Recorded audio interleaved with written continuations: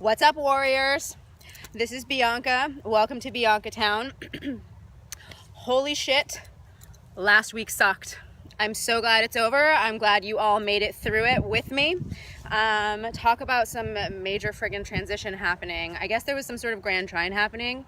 If you want information on that, you can check out the Pele report with Kai Pacha at newparadigmastrology.com. He is my go-to for astrology information. He puts out a video every week. He's been my jam for like the last 2 years, saved my life on multiple occasions. And he was actually talking last week about how there's a lot of really intense relationship restructuring that's happening. And I've definitely been feeling that. He was talking about like masculine, feminine, which I think is absolutely correct. I think that there's also relationship to self and relationship to larger groups of people, i.e. All of the racism that we have been sort of thrown into, and it's always been there, yeah, but it's at the forefront right now, as we all know. I'm not going to spend a lot of time talking about that because I wanted to talk about how intense last week was and how everybody was feeling it. And I want to bring your attention to something called being empathic. There are some people who talk about being really empathic, and maybe they use it as an excuse to be really emotional or manipulative. But truly, as we are waking up, as we are going through this ascension process that we're experiencing right now, we are gaining empathetic ability. We are becoming more sensitive, especially if we have chosen to become more sensitive, if we're choosing to actively pursue things like organic food, detoxing our bodies, drinking clean water, doing yoga, meditating, getting regular hardcore exercise, moving away from our devices, our like electronic devices, clearing our homes and our offices on a regular basis. And those are just like a handful of things that can be sort of turning the tides for individual people as we sort of choose the next step in our own personal process, whatever that is. So the idea of empathy, with the idea of empathy, I am somebody who's was wicked empathetic as a child, like so much so that like I used to cry a lot, and I got made fun of like pretty hardcore for being a crybaby when I was a little kid, and I've always been that way. I cry at like the drop of a hat, but it's because I like immediately feel so much. And a lot of us have learned to turn that off because it's too much. And some of us don't know how to turn it off. And it's overwhelming us right now because we're feeling all of the things. And so I learned to really be able to protect myself. I think that there were a lot of reasons why I was able to do that in a healthy way early on, which I'm not going to get into, but that just had to do with the structure of my family and having a really positively reinforced masculine and feminine role model in my parents. But that aside, I was able to kind of protect myself better than some other people. And I have found in my practice with other individuals and with my friends that there is a need to discuss how to protect yourself, using stones, using bodywork techniques, using breathing exercises. There's just a lot. There's a lot of different ways that you can do this. Some are more efficient and more effective than others. But I wanted to switch things up a little bit. I've been talking about a stone. I've been talking about a mudra. I've been talking about a mantra every week, and I think I'm probably going to make these videos a little bit longer so that I can discuss some of these topics in a little bit more depth and introduce some ideas that I think would be really beneficial and really easy to utilize immediately, because we're going into some dark space. My guide, if you hear me talking about Aza is my connection to the divine. And so when I talk about Aza, that's who I'm referring to. And Aza has been telling me for years that we are heading into a shitstorm, and it's just going to get worse before it gets better. And I'm sorry to be the bearer of bad news, but at the same time, if we are prepared for this, and Aza has reinforced this as well, if we are prepared, if we have these tactics in place, if we are thinking about the fact that we might be more sensitive one day than another, and that's definitely happened for me. Friday fucking sucked. Saturday was okay. I had a really lovely distraction visiting me, so that was great. Sunday was all right.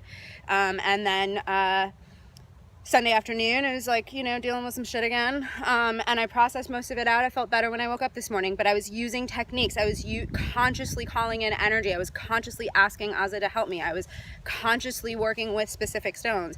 My personal favorite is Herkimer. Those are a little bit harder to come by. If you have Herkimer diamonds, use them. They're amazing. And at some point, I can talk a little bit more about those. The stone that I wanted to talk about today was fluorite, but I'll get to that in a second. So with empathetic ability, we don't always realize that we are tapped into some energy that's perpetuating either anger, fear, doubt, frustration, sadness, depression. And so when we have some of that in the system that we haven't worked out yet, it attracts more of the same. And then perpetuates itself, and we kind of like get into this headspace that we can't get out of, or this energy that we can't get out of, and it gets really frustrating, and then we start to feel really lonely and disconnected, and it sort of can spiral. And for those of us on the younger side of the spectrum, teenagers and young adults, I'm speaking to you when I say you guys are way more sensitive than we were than I was, and people in my generation were when we were your age. So there's definitely a graduation that's happening of the new beings who are being born onto the planet in the future generations. They are going to be more and more sensitive. They are going to be more and more woke already when they arrive on the planet. And so this presents a problem for the older generations, because the older generations are still working to become sensitive. And the sensitivity is there, but we've got layers of third dimensional bullshit that we're still trying to work through and like get out of our system.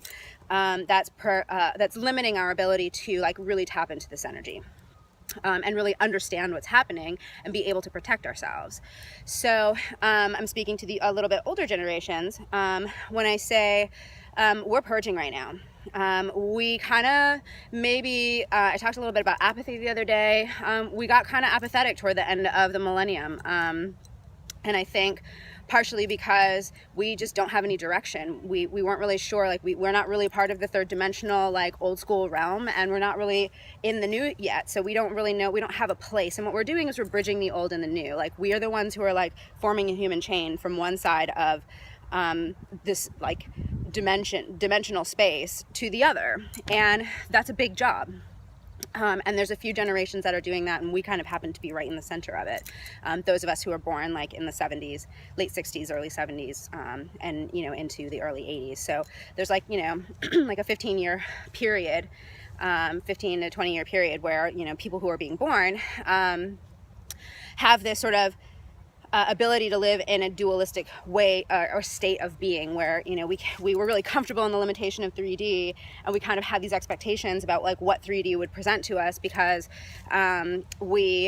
that's what had always been, and there was no other roadmap. And now, because we've changed dimensional time and space, third dimensional restriction has come down and limitation has come down, we're living in a multidimensional space now. There is an opportunity for us to explore this aspect of ourselves that was that we might be aware of or maybe weren't aware of, but is now waking up. And that's a much more expansive, loving, trusting, open, limitless aspect of self that the new babies being born, especially now that we've stepped over the threshold of the Mayan calendar. The babies that are being born after 2012. They've never been, sorry, I'm fixing this so it doesn't fall. They've never existed in the limitation of 3D. So they're free. They could potentially be free of all the karma, assuming that their parents have done their work. But I'm trying not to make this video too long. So you can certainly shoot questions my way if you want details on how to erase karma for your child or erase your own karma in preparation to conceive. So again, returning to the idea of being empathetic, the centers that tend to be compromised early on, which makes sense because they develop from the root up, would be the lower chakras. We're talking root, we're talking sacral chakra, which is just below the navel, and we're talking solar plexus, which is in the center of the stomach, about 3 fingers just below the xiphoid process. which is the center of the rib cage. So these centers really get the short end of the stick if we don't have a really loving environment, a really supportive environment provided by our parents and provided by our peers and other adults. And so if that was missing in your life, and it, you know, eight times out of 10, it to some degree it is limited or not there at all, which is a lot of what I do with my clients, helping them to heal from the trauma of early childhood experiences that they've had. These get damaged, and then from that point, we then become either too sensitive or not sensitive enough, and we shut down. So today, talking about empathy, I want to discuss how to protect yourself. If you are too wide open, if you're feeling too much, which a lot of us are feeling a lot right now, because again, all these centers are activating, they're clearing on their own, whether we're getting energy work or not. And so with the guidance of a professional, you can make this a much easier process, and you can certainly contact me if you want to talk more about that. That's what I do. And I also do distance sessions for those of you who don't live in Portland or in the southern Maine area. To protect this area of the system, there's a couple of really cool exercises that you can do that are like, you can do them in like less than 30 seconds, each of them. So the first one is called the zip up. And the zip up is literally envisioning a zipper, envisioning almost like a channel of energy running through the center of your body that's open. And all you have to do is touch the front of your pubic bone and imagine a zipper pull there. And you can just zip that zipper pull all the way up to the crown of the head. Boom, done. How easy was that? You just zipped up. Try it with me. And we're done. Look how easy that was. Another way that you can, spider, get off me. Sorry, I like them not on me. They're fine. I didn't kill it. Another technique that you can use to protect yourself is in the morning when you wake up and before you go to bed at night, envisioning a sphere of white light around you. It can be egg-shaped if you prefer. If you are really good at envisioning things, you can envision a specific shape like a dodecahedron. If you're super into platonic solids like I am, you could use any of the platonic solid shapes. You could use the star tetrahedron, which is the 6-pointed star in 3-dimensional form. And you can play with these shapes. You can also use a pillar of light. And just envision that. Hold that thought in your mind and intend that energy, that sphere of energy, be protecting you all day long. And you can also intend things, and this is something that I've done variations on a theme over the years, is, intending that every hour on the hour, that light send a pulse through me to clear out any crappy energy. And once you've set that intention, you don't need to set it again. Just, you set it indefinitely. You say, I'm asking my highest masters, teachers and guides, my angels, my fairy companions, whoever it is that you're working with, to surround me in a sphere of white light, or whatever shape you want. A sphere works really well because it's round and yeah, it deflects really well. But surrounding myself in white light, I ask that every hour on the hour you clear me, every single day, until I say otherwise. Boom. Done. Let's see, what other...